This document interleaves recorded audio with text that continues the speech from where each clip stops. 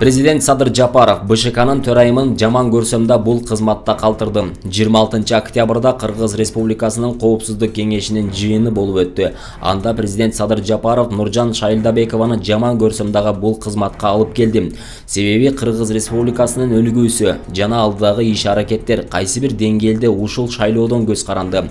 Негизи Нуржан Шайлдабекованы буга чейинки болуп өткөн октябрь окуяларында анын эмгеги жана ошондой эле алдыдагы шайлоонун таза өтүүсүнө шарт түзүлөрүнө анын салымы чоң экендигин байкадым жана бул кызматка дайындалышына макул болгонмун деди. Мен өткөн окуяга токтоло кетейин. Былтыркы октябрь окуясынан кийин Нуржан Кармабековна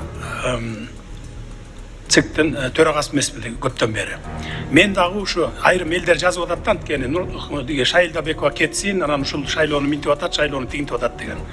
Мен деле ачыгын айтайын, ушу эл сыяктуу мурда мен да жаман көрчүмүн. Ушул аял кылып атат баарын. Туура эмес иштеп атат, Центр избирком күнөөлүү болуп атат деп ушундай кылчумун да. Анан былтыр октябрь окуясынан кийин Нуржан Кармабековнадан сурандык баарыбыз. Кыйнаган жокпуз, башка кылган жокпуз. Жаңы конституцияны кабыл алып алалы. Тез арада 3 ай убакыт керек шайлоону дайындабай туруңуз, президенттик шайлоону. Анан жаңы система менен тарыхтын эски барагын жабалы да жаңы барагы менен кетели деп сурандык. Болбой шайлоону коюп салды. 3 айдан кийинки президенттик шайлоону. Айла жок шайлоого бардык. Анан ошондон улам аралашып отуруп мен түшүндүм. Демек Нуржан Кармабековна да эмес экенин түшүндүм. Кептин баары төбөсүнөн басып туруп алып, муну мындай кыласың, тигиндей кыласың десе, көз каранды болуп, айла жок жасайт экен көбүн. Кыргызда жакшы сөз бар, балык башынан сасыйт деген. Ошондуктан биз башы сасып алсак, этеги жакшы эле болот экен. Ошондон кийин мен кайра Нуржан Кармабековнаны жаман көрсөм дагы кайра алып келип койдум. Анткени мыйзамдуулукту туу туткан. Эгерде сен кыйнабасаң муну, мыйзамдуулукту туу туткан, шайлоону таза өткөрө турганга күчү да жетет экен, акылы да жетет экен, ошон үчүн алып келип койдум. Көп мага суроо да берди, эмнеге эскини алып келип коюп атасың, жаңы койбойсуңбу депчи. Анткени баягы тажрыйба бар биринчиден, экинчиден таза өткөргөнгө мен көзүм жетти. Мен мыйзамдуулукту, адилеттүүлүктү орнотом деп аткандан кийин мен ушундай кишилерди алып келип кайра коюшум керек. Жаман көрөбүзбү, жакшы көрөбүзбү, бул биздин жеке ишибиз эмес, мамлекеттин иши. Ошон үчүн мамлекеттин иши үчүн биз баарына барышыбыз керек.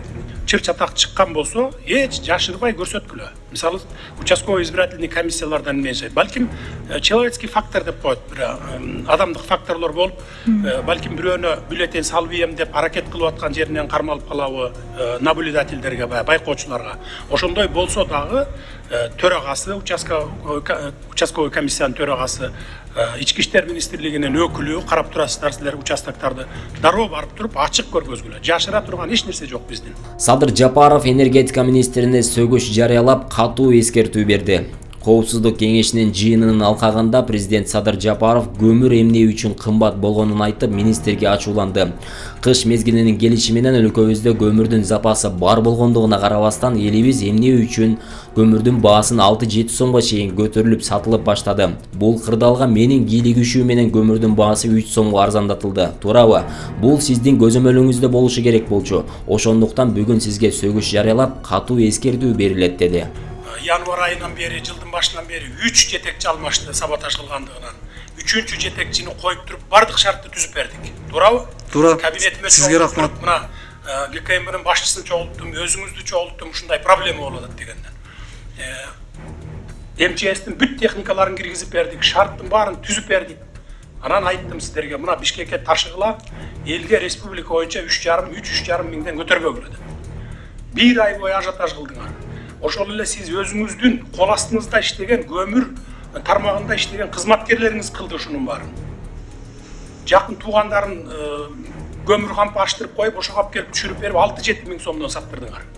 Ушуну көзөмөлгө ала алган жоксуз. Шунун бардыгы сиздин көзөмөлүңүздө болчу. Качан гана өзүм кийлигишмейин 3 миңге түшкөн жок көмүр. Туурабы? Туп-туура.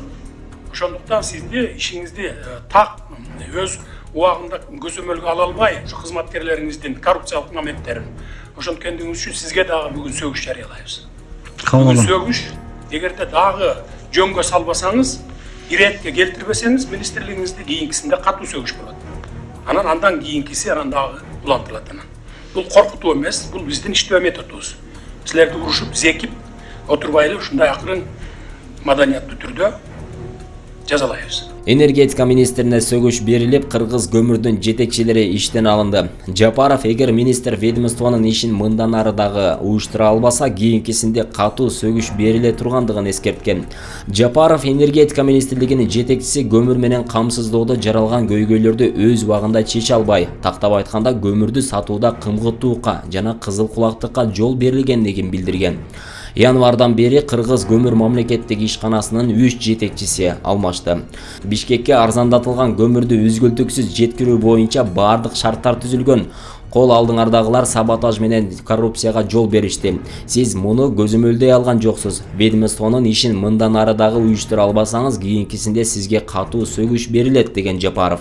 Министр Бекмурзаевка мындан тышкары канааттандырарлык эмес иш алып баргандыгы жана кызматтык милдеттерин талаптагыдай аткарбагандыгы үчүн Кыргыз көмүр мамлекеттик ишканасынын директорунун орун басары Надырбек Бекжановду жана ишкананын коммерциялык директору Тимур Чокморовду ээлеген кызматынан бошотуу чечимин кабыл алган.